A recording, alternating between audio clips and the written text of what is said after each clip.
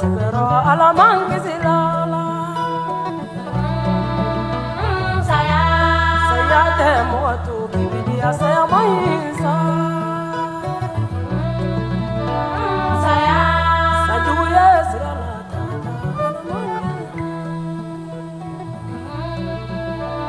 saya sama kilo to semoro sate jumsa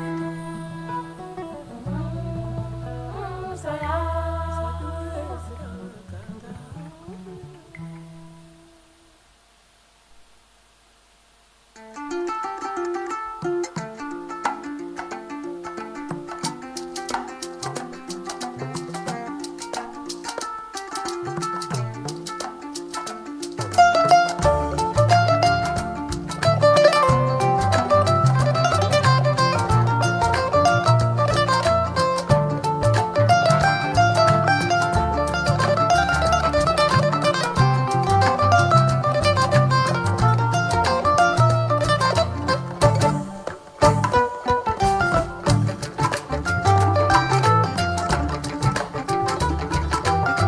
Jamako soye Jamako jegani dola doye Entigi adebi mateme mala Jamado fini benembe dola doye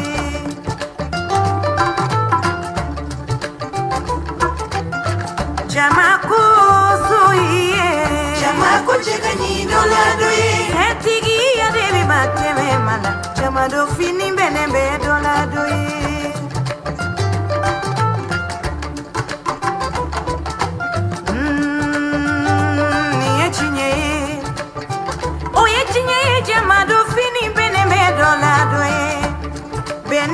Dola doye, samarani nyuma benembe dola doye, benembe dola doye, burenga sanu benembe dola doye, la fentigi adebi mateme mala, non te mogolu manka.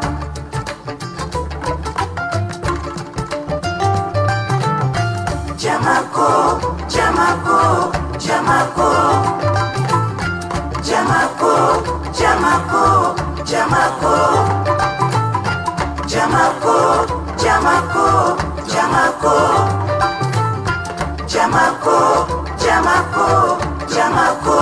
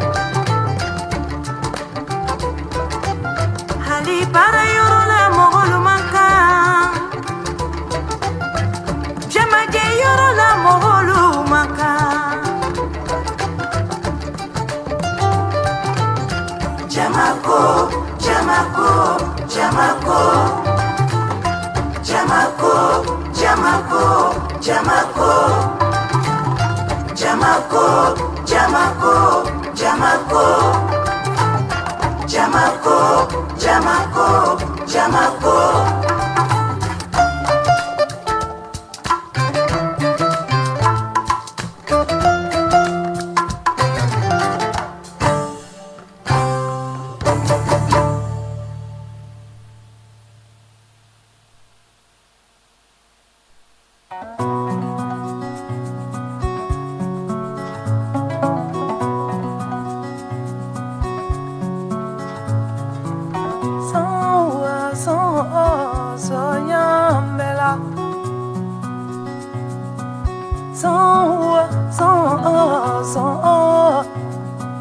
Sonkolo dumambela, sonkolo dumambela.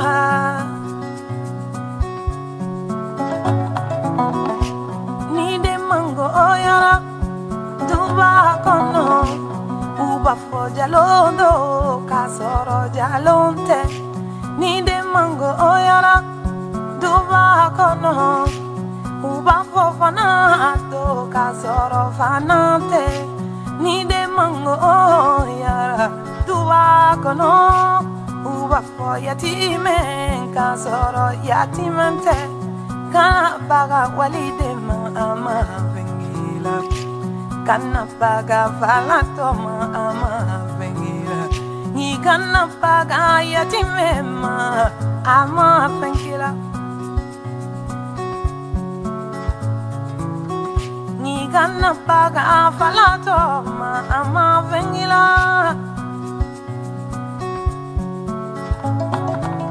Son son son son son son son son son wa, son son son son son son son son son wa, son son son son son son son son wa, son son son son son son son son son wa.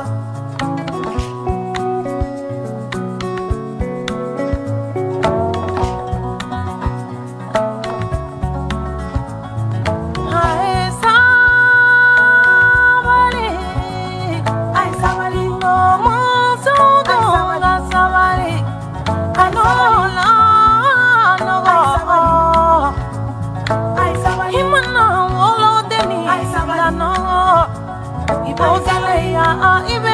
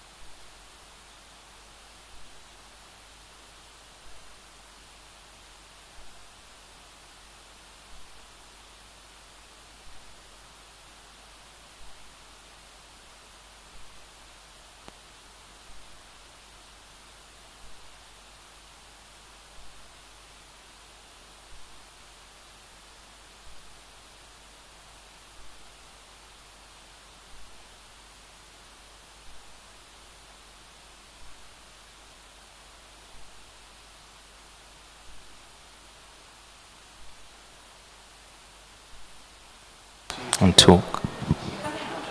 Sorry? No. Good afternoon, everyone. Right, here we go. Can I begin? I'm waiting for someone. Hello. Right, so there's some faces I don't know here, which is exciting. Yeah. So I'm William Bird, and I run MMA. Welcome to the third and last of our intimate conversations, and this I hope will probably or possibly be one of the best ones, although it's hard to imagine after yesterday's, which was really, really cool and traumatic. Today's will be cool, but hopefully not traumatic. Because unlike yesterday, we don't have journalists talking about the sheer trauma that they go through to exist. But today we're going to talk about some of the difficult things and some of the best things, which is in relation to policy. And it's going to be cool because we've got two of our favorite friends of MMA speaking. Kgotatso Mampa, who, if you were here last night, you would have seen him with his game show hat on. Hey, everybody. Good, I like that. That was a deep, sexy voice. That's very good. And then we're joined by Tina Power, who we work with on a regular and ongoing basis, and she's just fabulous. And she's been behind, having been driven ruthlessly to produce a paper that actually that we will send to you if you give us your details. Essentially, the focus of this today is looking at how we deal with the sticky issue of disinformation online. And we think we've got something that's tending towards an answer. And the idea is to talk about it, what it looks like, where it should go, where it could go. So this is very much a policy for those that get excited by policy. This is for you. If you're not excited by policy, you should still listen because you'll learn a lot anyway. I think that's enough of an introduction. Over to you. Thank you. Begin. Well, what am I beginning? Well, hello, everybody. Hi. As you can see, we've planned this really well. Yeah. So, hi, guys. I'm Kgotatso Mampa. I'm an IT lawyer, but for some reason, I find myself saddled with media law issues. I'm here to be a discussant. This is Tina's production. So, Tina will be bouncing off ideas on me and you, and we'll have one big, intimate discussion. Fair enough. Good afternoon, everyone. So I'm going to start off with a little bit of a history as to why I'm sitting here today somewhat reluctantly, but somewhat persuadable on where we go next. 2 years ago, William asked me to fix disinformation, and he asked if I could do it within a week. I laughed. He didn't. We have been having ongoing conversations for 2 years on how we fix disinformation. We don't have the solutions yet. We have some options, some things to discuss, and would really welcome your views on whether or not we've got this horribly wrong, or if we may be onto something quite useful. We then started reflecting on if we should go really big. Should we take on the world? Should we have a global regulatory body that is going to monitor the platforms and make everyone kind and good online? And can we actually do that? Probably not, realistically. So we decided to start a little bit smaller, which is what we're going to be discussing today, but would welcome pushback if you think we may have gone too small. So within the context of these 2 years of us going back and forth, William asking me on a weekly basis whether or not I fixed disinformation, we now have the online Integrity Ombud that we would like to propose to this audience today to see if it is a feasible idea. We have proposed it to the Competition Commission in the recent round of submissions related to the market inquiry, and that's where the idea kind of started formulating a bit more. We then fleshed it out into what we called a briefing note that William will share with those who have an interest. Some members of the audience have already taken a look at it and provided some wonderful feedback. So we do see this very much as a baseline and as a draft that we want to work on and flesh out and develop. What we're trying to think of, and I'm going to use an analogy that William has used more than once, and it relates to a polluted river. And how William sees it, and he's probably far better placed to explain this, and will do so far more eloquently, but I will give it a good shot, is that social media platforms essentially pollute a river, the river being our information ecosystem. And they, by failing to remove content or by enabling and profiting and encouraging and incentivizing really harmful and bad conduct, they are polluting our ecosystem online, and they're polluting the river.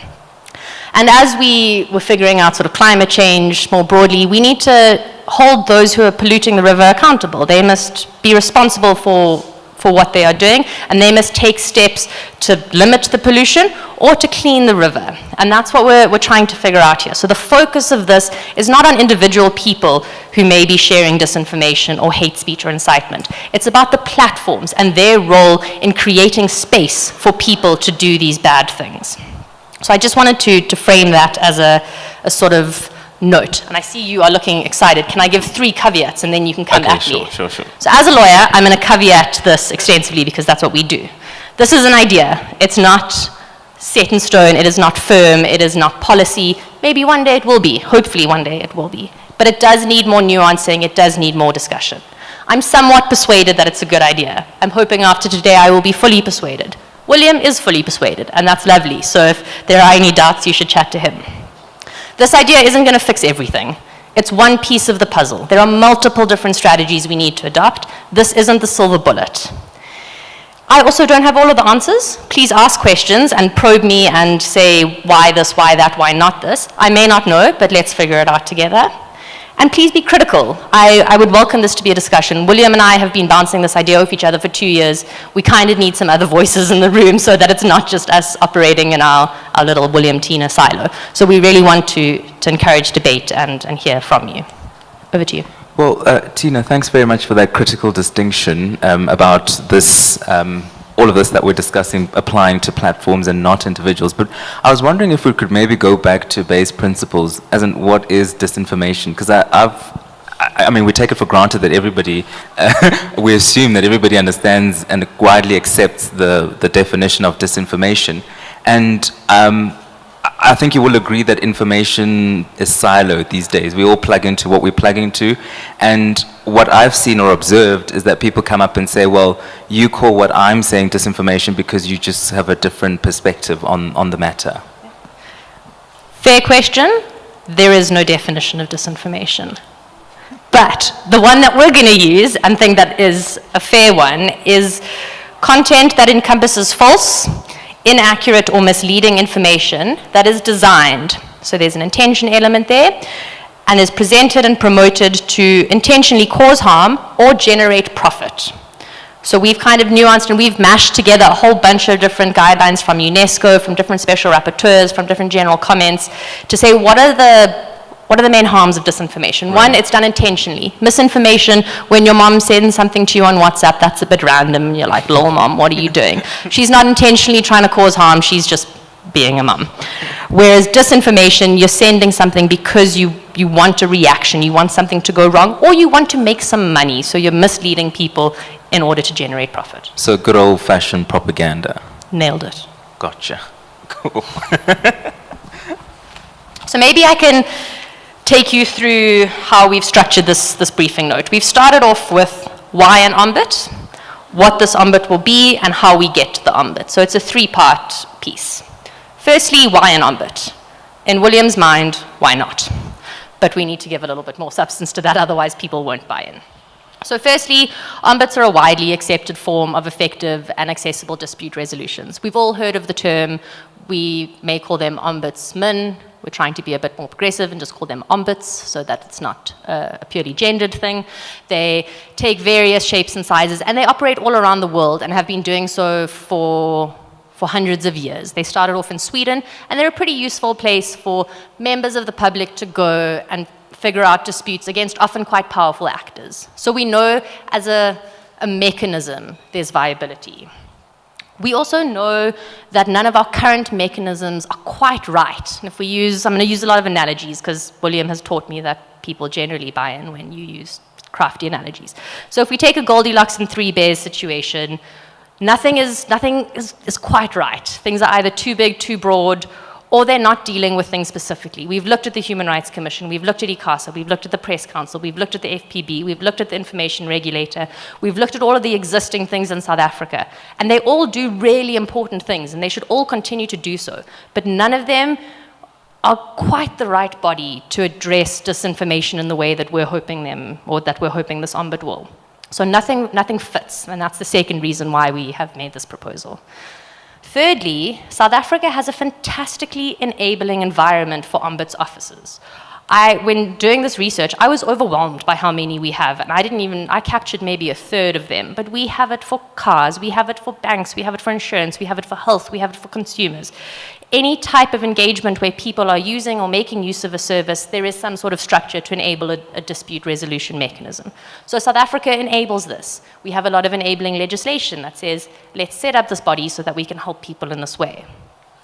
And the fourth and final reason why we think an ombud is a good idea is because the rest of the world is starting to think it's a good idea too. And again, no one has quite figured it out just right, but there are interesting ways in which the Australians are dealing with it. They currently have just proposed to their parliament a slightly different ombud to what we're suggesting, but an ombud structure as well. We know through the Digital Services Act there's different structures. Ofcom has a structure. There's been different proposals by the London School of Economics. There are all these different ideas going around globally because everybody recognizes that disinformation in particular is a problem, and we need a way to fix it that isn't harsh regulation that stifles freedom of expression. So there's this recognition that we need a more nuanced approach, and we are taking these lessons and we're drawing on different tidbits of the international community's ideas and experiences to come up with this. So those are the 4 reasons as to why we think an ombud is a good idea. And I must say, I'll be very honest, when I first read the brief document, I thought, wow, this is a great idea, but I was a little bit nervous. And I was nervous because I was thinking about issues like jurisdiction. How is this really going to work? I mean, the internet is an ocean. And being a reviewer on Rail 411, I have first-hand experience on how difficult disinformation can really make lives. Or our lives, particularly during the elections that we've just had, where people, spread disinformation deliberately, casting aspersions on the IEC and its ability to run free and fair elections. I'm sure everybody's probably heard the phrase, "Oh, the elections are rigged," and then that just becomes the rhetoric. And social media is the daily diet of many people and how they consume information, but that information is unverified. So it leaves a huge and wide gap for, how can I call them, bad actors to just come in and spew disinformation. So then I read the brief and I thought, wow, this is a perfect solution. But wait, hold on. I mean, we've all read, or I've read most freedom of expression judgments, and our courts really promote freedom of expression as a right, which is not an absolute right, because I read this to mean that we will be regulating user content. But Tina's just beautifully clarified that it's more geared towards regulating the platform's conduct when it comes to online disinformation. Exactly, and that's a really important distinction. So why this ombud is different to what Ofcom does or what the e-safety regulator in Australia does is it's very focused just on disinformation. We're not dealing with the plethora of other online harms. Hate speech, we have legislation, we have structures to do that. Incitement, we have routes, we have avenues. We currently don't have anything for disinformation. So this is narrowly focused on disinformation, and it's about the platform's role in enabling disinformation. What did they fail to do in removing it? Are their community standards sufficient? Are they moderating content well enough? Do they have reasonable reporting platforms? What role are they playing, and what is their conduct in this game?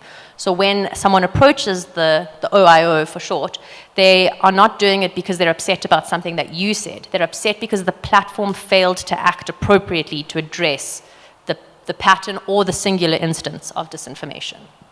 And so, Tina, maybe if I could ask you this then, would we then have to devise a test, or would that be for the Ombud to devise a test on what a reasonable platform would have done in a particular situation?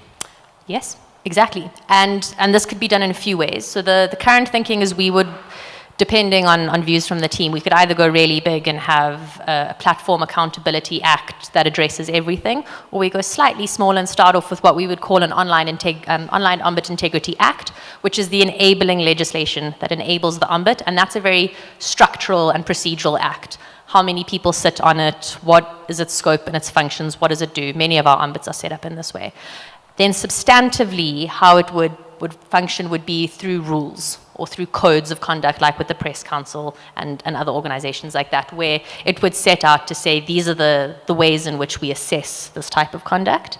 It is hard, and they will be erring into the more uncomfortable spaces around freedom of expression, but they're not per se going to make a finding that this conduct is disinformation. The finding is this platform failed to act when reports were made. So the finding is about the platform's failures or negligence rather than what the individual user said or posted. And I mean, I think, let's just be honest, the platforms thrive on engagement. So if I'm sparring with Noor here, regardless of who's right and who's wrong, the mere fact that there's a lot of traffic that drives, ad revenue and all that jazz. Do we have a sense at least of what the response would be from the big platforms on this? So this was the biggest sticking point that we had. How are we going to get the platforms to buy in? Why would they? Why would they care about the tiny little OIO based in South Africa saying, hey, be better, don't enable disinformation?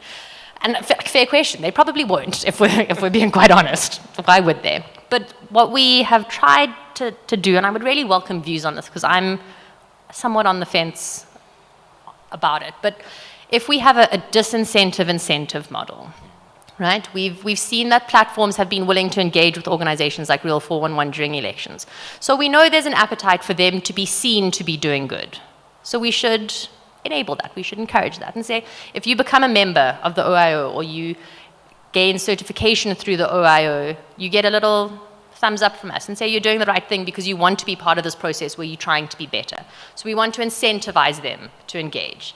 If over a period of 18 months or 2 years, they've had really good practices and there have been no complaints about them, we could issue them a certificate of good performance. We could potentially, and this may be slightly more controversial, but offer some sort of tax incentive if there are tax implications for their operations here, like we do with massive organizations in the context of environmental sort of ESG requirements, saying you've done something good, you get a bit of a tax break. We know these are profit-making organizations, we know money matters, so let's feed into that. Let's find different ways to make them want to buy in. So that's the incentive, that's kind of the hook. Right. And then the disincentives are, if you're naughty, there will be consequences, because there needs to be a bit more accountability if what we're trying to achieve is platform accountability. And just before I think we open up to the floor, because I think the purpose of this session is to get as much feedback as possible, I just want to say I'm really disappointed with the legislative making process and how it takes a long time to see an act come to pass. I was just reading a judgment.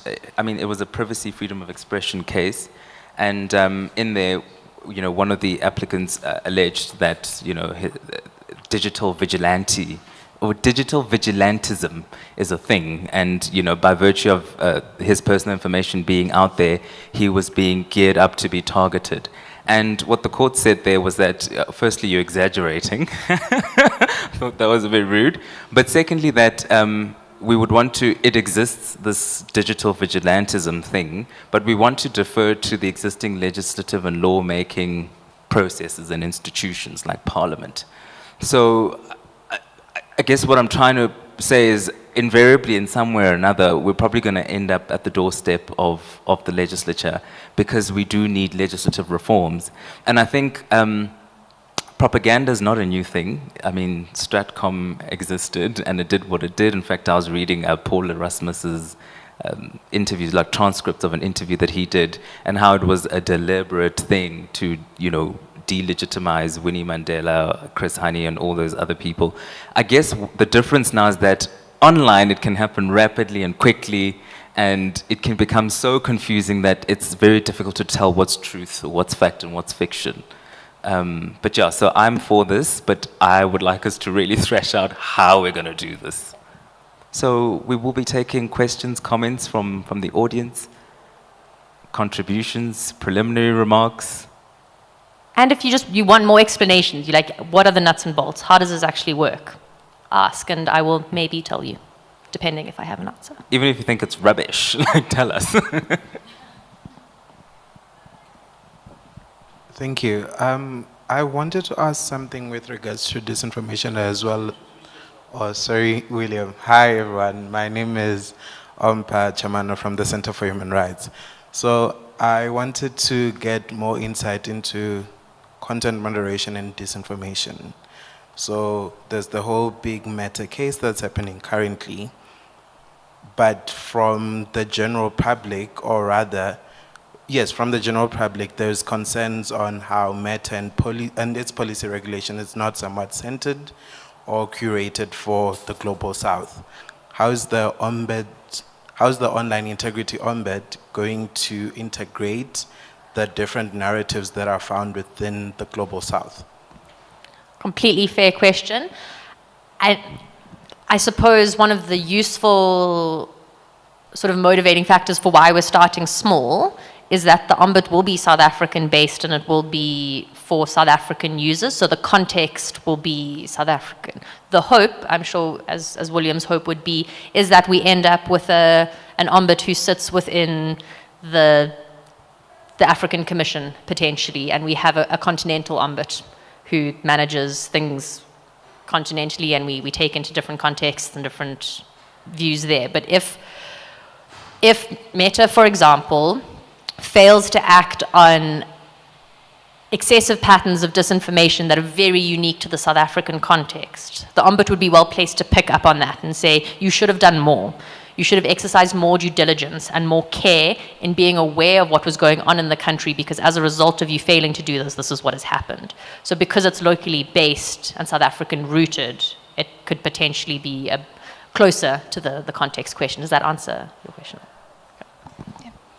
Thank you. Tsogofatso from GCIS. I just wanted to know, in terms of defining online, does it mean the big Metas, Google, etc., or are we also talking small platforms like podcasters, etc.? I just want to know the definition.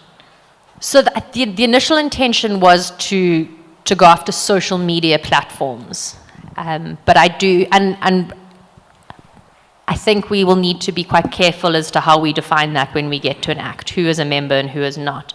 But if we were to go after small to big, the incentive-disincentive model would also be scaled. So the fine we would impose on Meta would be different to the fine we would impose on the two-person podcast, for example. So we would read that in, but online social media platforms is what we've been focusing on at this stage.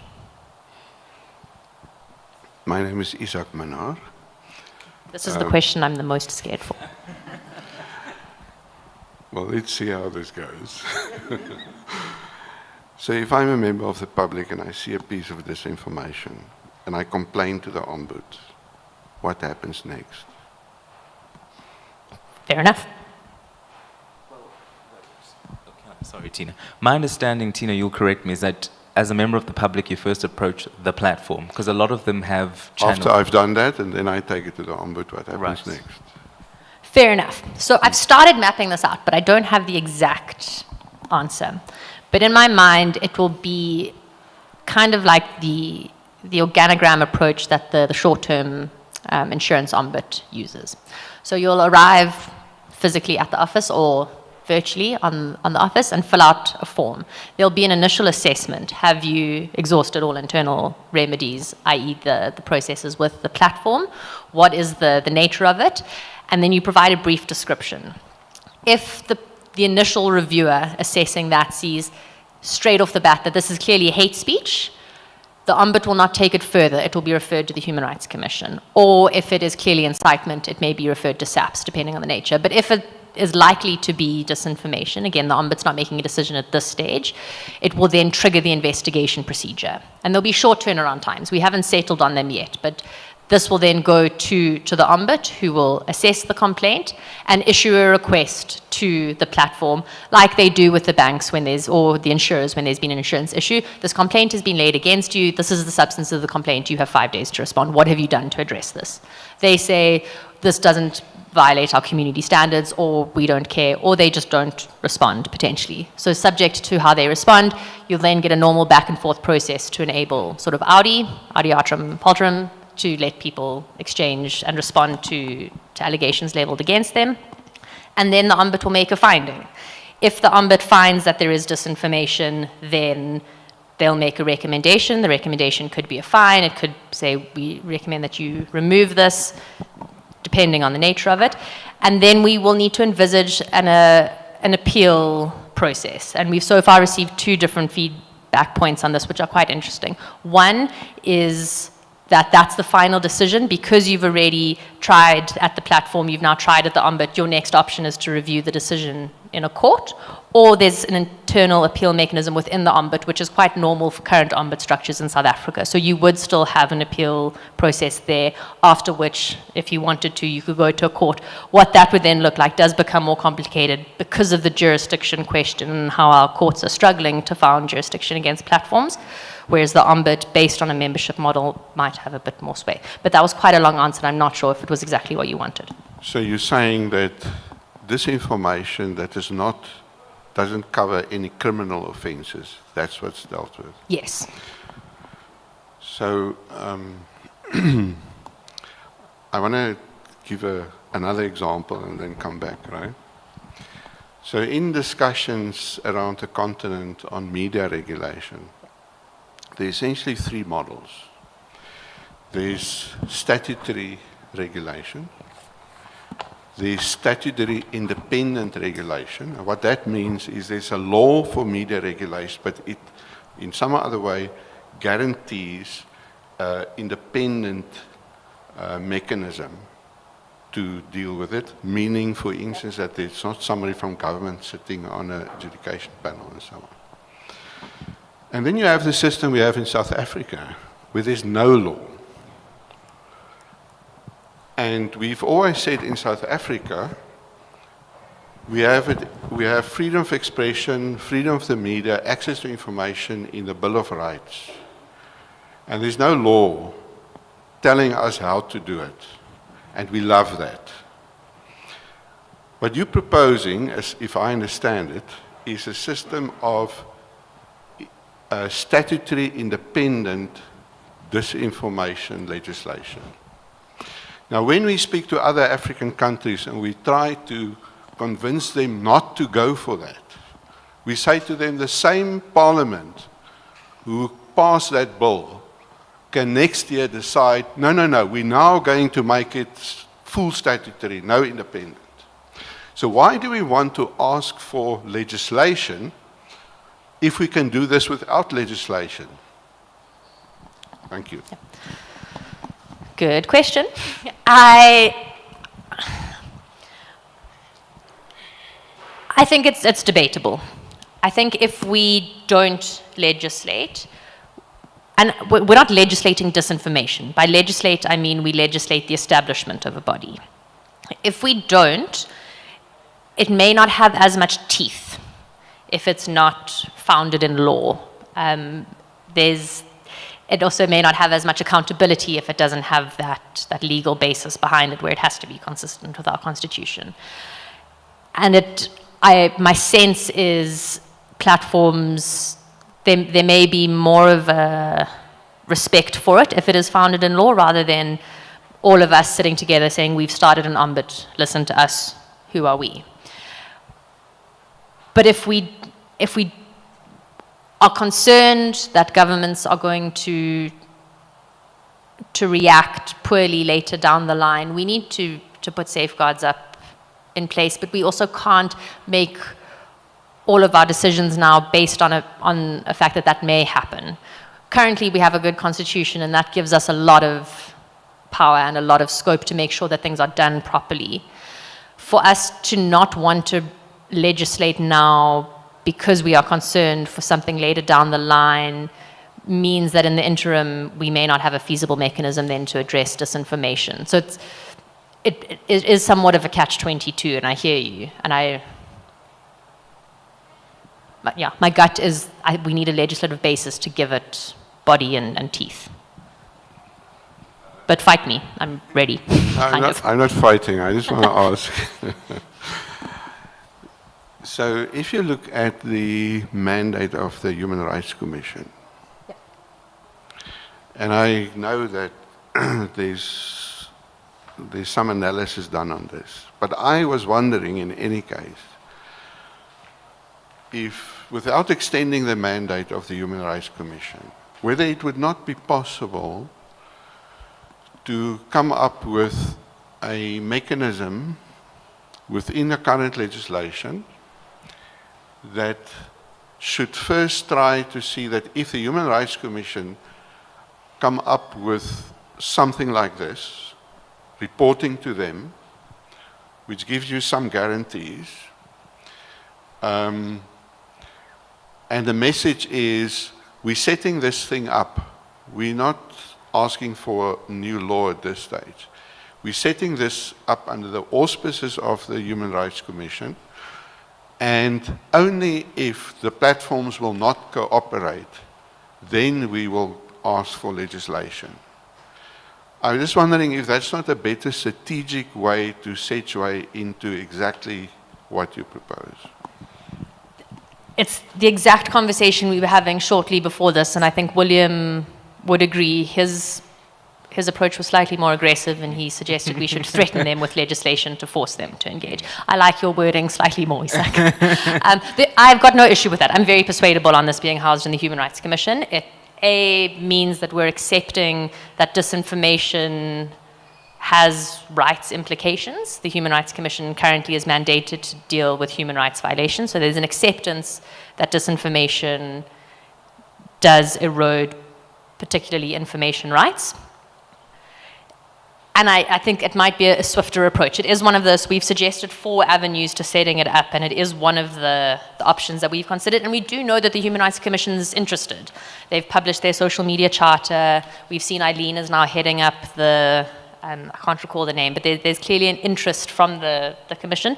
So we have no issue with that, and we would actually really welcome hearing it from them. I understand that William will be sharing this with them. I think it could be a swifter approach and a subtle threat, but in a more measured way. So if I may just chime in, Isaac, I think the briefing document also makes that proposal, because we're at the stage where we're just trying to see what might work, what might not work. But to a certain extent, I do agree with Tina around the call for legislation. Maybe it's the Kool-Aid we drink in law school, but I think legislation still remains quite a potent and powerful and possibly effective way to drive change. And in this fast-paced online disinformation world, we're really desperate for change because, I don't know, I kept saying to William and Tina just before the session that I feel like we're on the cusp of a new world order. I'm not sure what it looks like or it might look like. Maybe I'll wait for the US elections, then I can tell you what I think. But it's scary. Coming from the same thing you said, the legislation takes so long. It does. It really does. Well, not if it's just legislation to enable an ombud. If we are coming up with what we've started referring to as the Platform Accountability Act, that's going to take us a couple years, if not a decade, like it took us to do cybercrimes in Papua. But if we're just having a 5-page act that establishes an ombud, I think that could take 2.5 years, realistically. But if we go to the Commission, it may take 18 months. But it also took them 18 months to do the Digital Rights Charter, the Social Media Charter. So I think time is something we need to bear in mind. I know William's ready to go tomorrow, but legislation could take time, but I think if we go with the narrow legislation, it could be quicker. Cool. Any comments from this side? We've only heard from the right side. Left side, nothing. Everybody's happy. Are you for it? There you go. Got a hand. So as I understand it, you're targeting the platforms. How would you deal with individual influencers? Would that be within the mandate or? Oh, sorry, Juliana Thornton, and I'm a consultant. I work with Media Monitoring Africa and Henry Nkumalo Foundation. It is something that we debated and have, for the sake of simplicity and wanting to keep the scope as narrow as possible, focus on the platforms rather than specific people. But it would be an interesting scenario if a person complained and said, this influencer is doing it, what did the platforms do? It would still be about the platform. What did the platform do to rein in that influencer? Or to respond, or to flag content, or to remove content. It would still be about the platform. And the influencer could just go to another platform. Yeah. Yes. Yes. Entirely. We're not going to fix everyone being bad. It is something that we debated. But if we want to go after individual conduct, then I do think we get into the sticky mess of freedom of expression and that type of content moderation, which we're a bit uncomfortable with, and why there's been the pushback on regulating disinformation. Whereas if we go to the platforms and say, you didn't do enough, and then if a new platform does get started and we get them on board, we then enable that accountability then as well. But it would, William, I don't know if you see it differently, but that's my sense. William's nodding, for those who can't see him. Thanks. I'm Graham. I'm from Evertainment.com, my own consultancy. Thank you. That was a really great presentation and facilitation. So one area that I'm not really clear on is how do you get the platforms themselves to participate in it, and what kind of recourse would you see if they simply said, no, we're not prepared to participate in it, we don't recognize the jurisdiction of this particular ombuds body? Graham, it's a fair question, and this is the second biggest issue we've grappled with. The first is jurisdiction. Why would the South African Ombud have any jurisdiction over platforms that don't have a base here? But we'll get to that shortly. Membership is tough. So what the Australians are proposing through their Ombud is to have a pilot that is compulsory. You have to sign up, otherwise you can't operate here. So they've gone quite aggressive. And I'm curious to see how that will pan out. But their pilot is to say it's mandatory membership initially, and then we'll assess whether or not it's voluntary. And our Ombud structures currently in South Africa are either mandatory, automatic, if you, kind of like with ICASA, if you get a license, you're then part of that space, or voluntary, where you sign up to accept it. Ideally, in a world where you don't want to force anyone to do anything, the voluntary approach would be preferable, but getting platforms to volunteer may be a struggle. But that's why we've used the Real 411 and the elections example, because that was quite a novel time where platforms were willing to engage with a civil society-led initiative during elections to say, yeah, we will listen to you. You can't really hold us accountable too much, you're not necessarily going to fine us, but we do want to engage. So we know that there's tentative interest, but we haven't fallen on a position, and we will need to, because this is an important part. But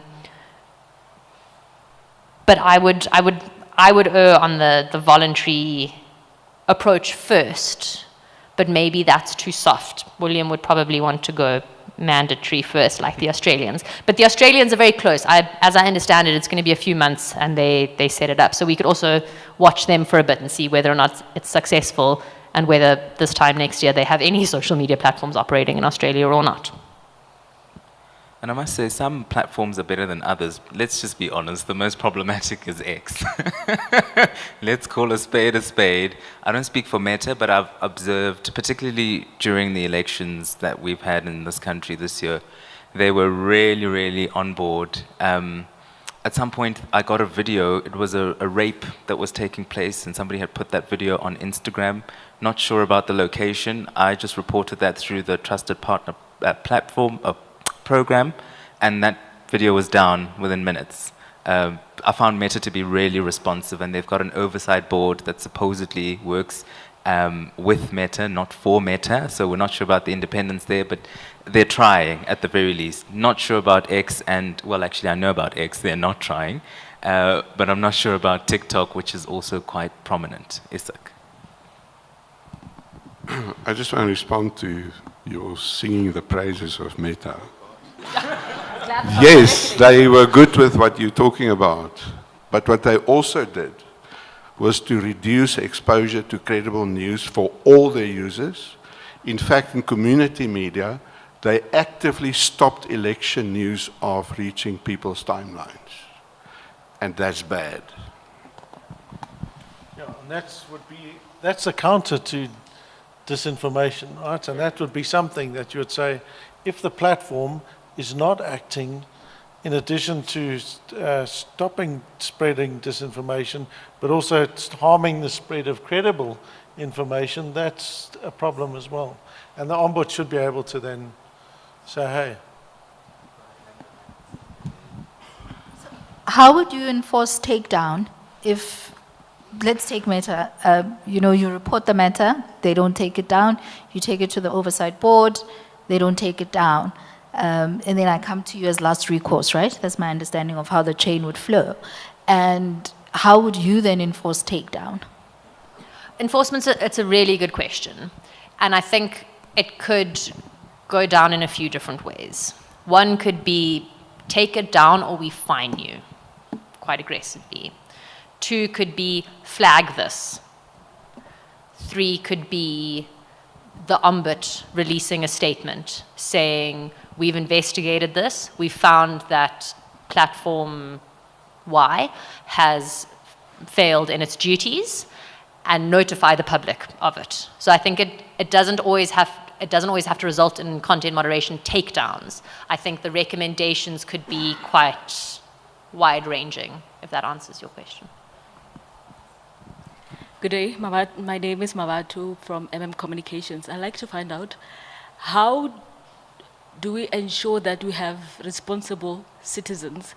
Because now when you look at social media, you can see that where it leads, it bleeds. South Africans or people at large are very entertained by news that is spreading so fast, and when you are responsible or sharing information that is empowering, they find you boring. But where there's more harm, it's more shared. So how do we ensure that citizens are responsible to, to minimize harm? Fantastic question. I'm so glad you asked it. There's 3 powers that we see of the Ombud. The first is the complaints mechanism, which we've discussed quite a bit. The second is the accountability function, which links to the complaints mechanism, as well as requiring transparency reporting from the platforms to say this is what we've done over the last period to be better. And then the third is digital literacy and empowerment initiatives. So the Ombud also needs to play a role there, either through issuing sort of statements and engaging the public and engaging with organizations like Media Monitoring Africa and Web Rangers to say this is how and why we need to be better.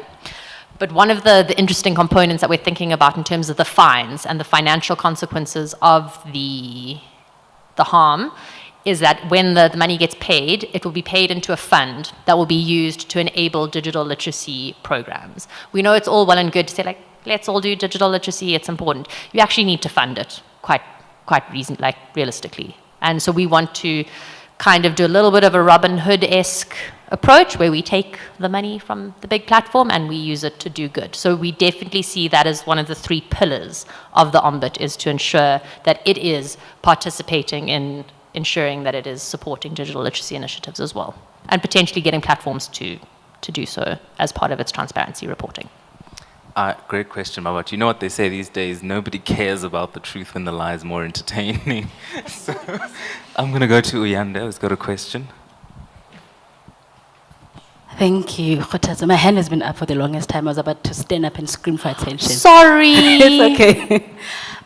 My question, I just want to pick up on what you said, Tina, earlier about how difficult it is, how difficult it is to define disinformation, right? And I know we have a working definition that helps everybody understand what disinformation is, but with that in mind and the fact that a lot of platforms have got different community guidelines, so how will the ombudsman, synchronize that, especially in terms of judgments, to make sure that the judgment is fair and just across all different platforms? Because I think the judgments themselves can then help in consecuting what disinformation actually is. Such a good question. My tentative response, and I may need to reflect on it a little bit more, is the definition or the code of practice or the rules that guides the OIO would have a definition that's reasonably broad, but also relatively objective. So that if it's applied to different platforms that may have slightly different definitions or understandings, I'm going to be very boring and use a legal test, but a reasonable person in that situation. So would a reasonable platform in this situation have allowed this to go on the way that it did? So we may need to craft that type of objective test as part of it so that it's not the Ombud doesn't become bound or forced to be inconsistent with its rulings based on different community standards. But it's a really good question. And I think it's good that we're only focusing on disinformation because we're really cleaning up the river, to use your analogy. Oh, is it William's analogy? I think anything more than that, we would be really in a tricky spot, particularly because the Constitution guarantees the right to free flows of information, expression. So we want to leave that intact because that's a good thing. But we want to deal with these mushrooms, or I don't know how else to describe them. But we want to do some tidying up so that we've got a healthy information ecosystem. Cool. Are there any more points to be made? Oh, sorry. Hello, my name is Leah. I'm a German diplomat working for the German embassy in Pretoria, and we're most interested in disinformation by state actors, mostly Russia. We've seen this increase quite a lot in Germany, but also here on the African continent. And I was wondering, how are you planning to tackle this? Would that be through the platforms as well as we've heard for individuals? Or can you think of any other approaches? Thank you. It's something that we spoke about. Tatsu asked, he said, why would government want to sign on to this? Why would they want to enable this when they are often the biggest purveyors of disinformation themselves? Fair. The hope is we have reasonable people in government, but I appreciate that might be youthful optimism coming from me. I think it would again be a twofold response, speaking just to the South African context. So if prominent actors are purveying disinformation through their platforms or through their own personal platforms, and the platforms themselves are not doing enough, the Ombud engages with the platforms. But if it's in the context of elections, we have our bodies like the IEC, and we have our codes of conduct there that would regulate it. And potentially as well through the sort of the communications or the notes that the Ombud puts out, they could say that politician X or platform Y has failed to remove several posts of politician X. We found that they failed to act in accordance with sort of appropriate standards. And that is just a different trigger or a different way of phrasing it rather than forcing any sort of conduct or going directly against the politician. But it's likely to be an increasing problem where the most powerful actors in our societies are the ones who are saying the most untruthful things. I mean, but the sense I get is you're talking also about foreign influences and networks and how they operate, as opposed to just our own politicians and the dangerous things they say. So in the way we're thinking about this is, at the moment, we use Real 411 and we can send things through in an election period to the IEC. The plan is that you would then be able to use that information to then go and conduct, open source investigations into those things. And if you find that there's evidence of networks, so for example, if there's entities that are doing that work in South Africa, and then they were to submit that report to the Ombud could then say to the platforms, this is a big problem, you need to investigate this and come back to us and tell us if you're finding the same kinds of network operating there. That happens now, right? It's just that it's not in any clear and transparent manner. So you've got organizations like Digital Forensic Research Lab that does exactly these kinds of investigations, and they submit them to the platforms directly. Until and unless they reveal that information to the public through news articles, for example, we have no idea about that as the members of the public. Having this Ombud would then start to make sure that you build in transparency and accountability for those kinds of processes as well. Because you can easily imagine a scenario. At the moment, you've got DFR. They do very good research, and they say, here's a bad actor network. But you could equally imagine the Pupo Elon Musk network group who decides to say that they don't like these people that talk about women having rights, and they're a whole lot of feminists on X, and they should be taken off because they're promoting equal rights, and that's wrong, and it's disinformation. And then they would submit that to the platform. And obviously in that instance, well, hopefully, I mean, if it's Elon Musk, he'll probably go, yeah, great, and remove them. So again, that's why you need to introduce transparency and accountability to that, so that they would submit that report then to the Ombud, and the Ombud would look at it and go, well, you're a bunch of nutters, and this isn't in line with a human rights-based approach, and you need lots of hugs and probably to go and spend a lot of time thinking about unicorns and then piss off and then not do anything. Maybe I can quickly just jump in on the jurisdiction point. I'm sorry that I misunderstood it, but one of the ways in which we're hoping to found jurisdiction is similar to a bit of a combination of the Digital Services Act and the British Online Safety Act, which we appreciate has some challenges, but jurisdictionally it's quite useful. And what we want to do is say that the Ombud can engage with platforms that have a link to the Republic of South Africa. And this isn't in the sort of civil way where they have a physical presence or they are the ones conducting harm, but it's that they have a significant number of users in South Africa. So we'll need to figure out what significant means, but a reasonable number of users. That the users are one of the platform markets, and that the content on the platform poses a risk to users in South Africa. And so to use examples of sort of Russian politicians spewing disinformation, if that's resulting in harms to people in South Africa, then it could be something that could be addressed through the Ombud. So it's about establishing if people in South Africa, not per se South African citizens by any means, people in South Africa, if there is a harm to them, then the Ombud can be engaged. Or influencers, or yeah.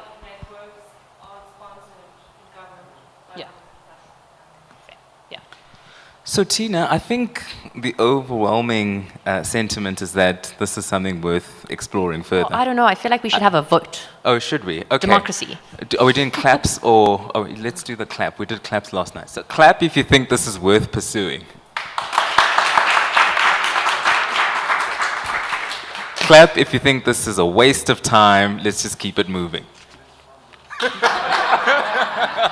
Well, okay, I think that's encouraging because like I said, I was just sitting on the fence, not sure which way the pendulum will swing. But for me, the key takeaways is the jurisdiction issue. Tehofat's alluded to the takedown stuff and how you enforce those. I have to explore Isak's contention on whether legislation is the right purpose vehicle or should we just explore existing remedies. Particularly when we go to other African countries and tell them, don't regulate. But where does that leave us then? What would our next steps be, Tina? Well, I thank you everyone for listening and engaging. And if you are genuinely interested and want to read the document and have thoughts and comments, they would be most welcome. So William will send those on to those who have an interest. I've got a few reflections from today that I want to mull over a little bit and will probably feed into the draft if William lets me.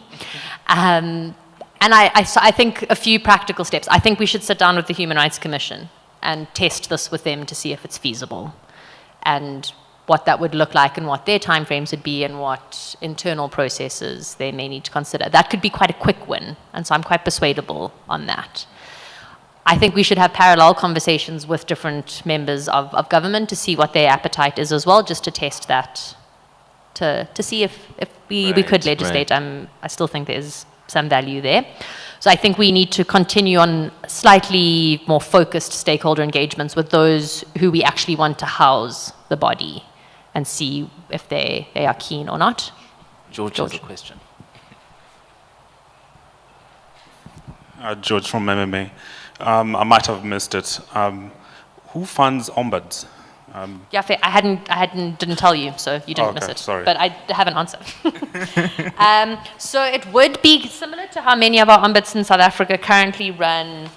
Often when you sign up, you pay sort of a membership fee or a license fee. This would also be on a sliding scale based on the sort of profit margin of the platform. So the biggest platforms would pay the biggest contributions, and the smallest ones would pay, it would be a sort of a percentage-based sliding scale.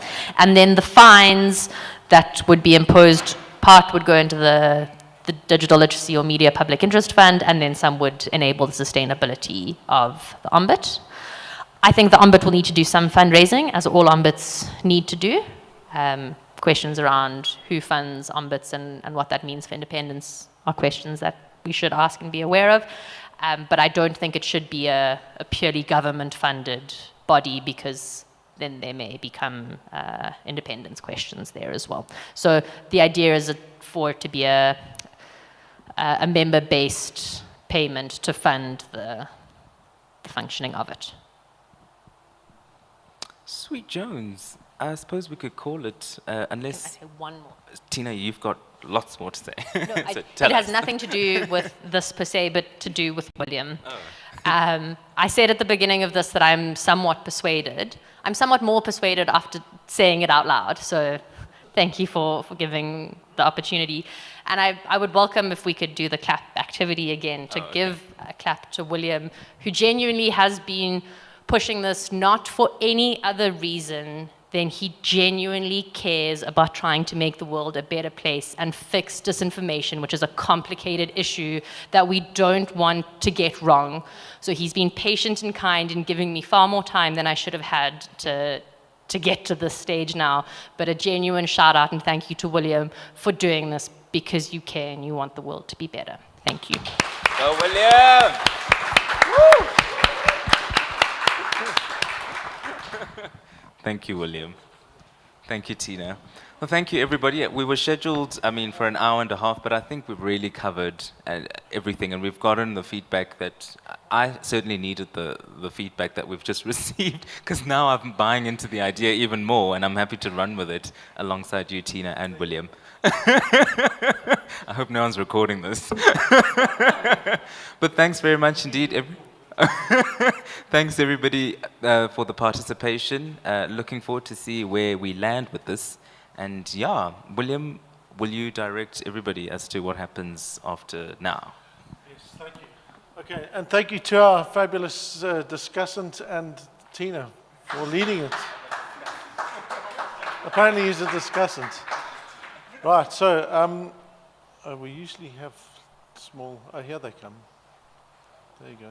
These are your things. If you read Independent online, you would believe that this is a bag of money that we're giving to Tina that is sponsored by the CIA. Sadly, it isn't, because if it was that amount of money, we would be stealing it and we would be having a bigger party, actually. So, thank you very much, everyone. Thank you, Tina. Thank you, Kotatso. There's one last session to our Media Freedom Festival, which starts at 6 o'clock. So please hang around. It's a lovely afternoon. There's places you can sit and work. And that's going to be a really cool way to end off our Media Freedom Festival. It's looking at media sustainability and viability. I can't for the life of me remember who's on the panel, because I haven't looked at it recently. But it will be a cracker of a session, because all of them have been. Those of you who are here this morning for this morning's session saw how cool that was. And then this is our last intimate conversation, and then tomorrow we all go back to normal life. So thank you very much, everyone, and have a good afternoon.